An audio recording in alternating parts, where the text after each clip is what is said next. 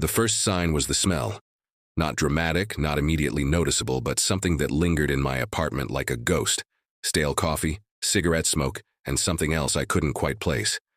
I'd spray air freshener, open windows, light candles, but it always came back. I told myself it was the building, old pipes, the neighbors' habits leaking through the ventilation. I was so desperate to believe in rational explanations that I almost missed the truth. Then came the sounds, scratching in the walls at 3 in the morning, footsteps above me, except my apartment was on the top floor.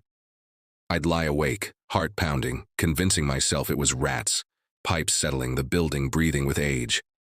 But the sounds were too deliberate, too rhythmic, too human. I called my landlord, Richard, about the noise. He came by one afternoon, walked through my apartment with a dismissive smile, and told me everything was fine. "Old buildings make noises," he said, patting my shoulder. "You'll get used to it." But I couldn't get used to it. I couldn't get used to the feeling that something was fundamentally wrong with my own home, the one place that was supposed to be safe. I started noticing other things. My belongings were slightly off. My coffee mug moved from one side of the sink to the other. My bedroom door not quite closed the way I'd left it. My laptop at a different angle on my desk. Small things that could be explained away, that a therapist would probably call paranoia. But I knew my apartment. I knew every inch of it. And someone was moving things. Then I found the camera. It was a Thursday evening, and I was moving my dresser to try a different layout in my bedroom.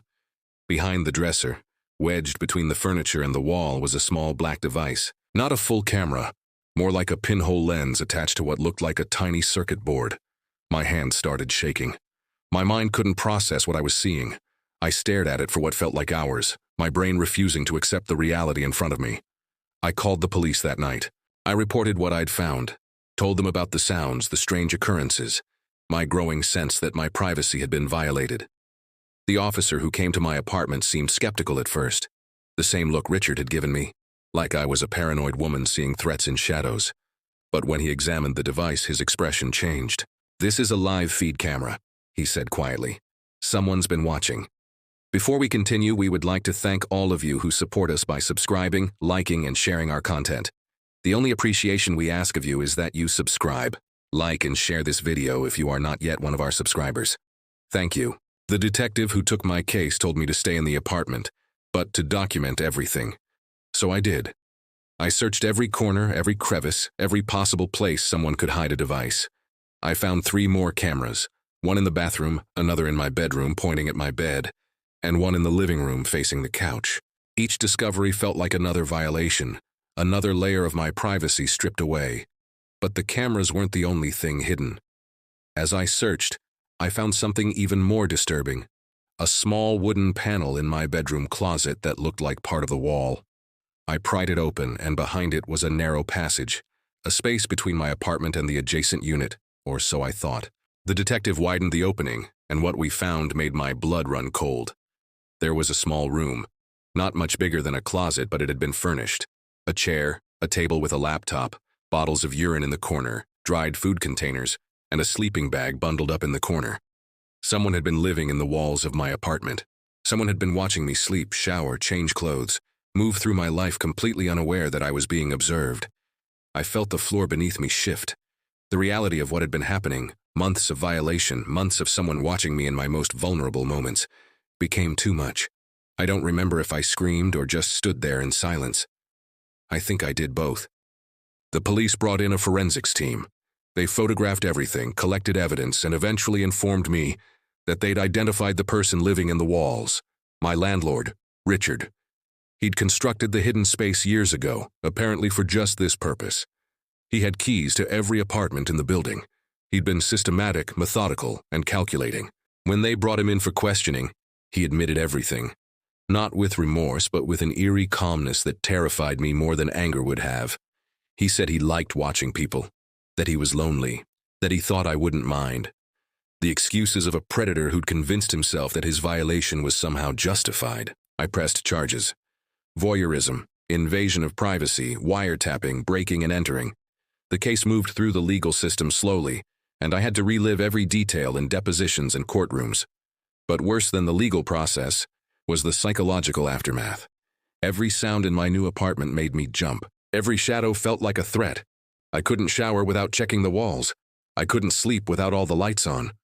Before we continue, we would like to thank all of you who support us by subscribing, liking, and sharing our content. The only appreciation we ask of you is that you subscribe, like, and share this video if you are not yet one of our subscribers. Thank you. The other tenants in the building were interrogated.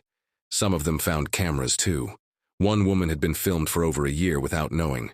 Another had been in the hidden space. She recognized the room from when Richard had forced her to go back there while he watched her. The scope of his crimes expanded with every investigation, and I realized I was just one of many victims. Richard was sentenced to 8 years in prison, which felt both like justice and like not enough. How do you calculate the worth of someone's stolen peace?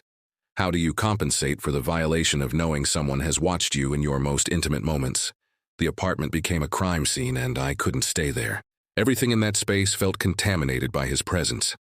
I moved out within a week, leaving behind not just furniture and belongings, but a version of myself that had felt safe in her own home. The healing has been slow and non-linear. I've been to therapy. I've learned that what happened to me is called intimate image violation, and that I'm not alone. Thousands of people experience this every year.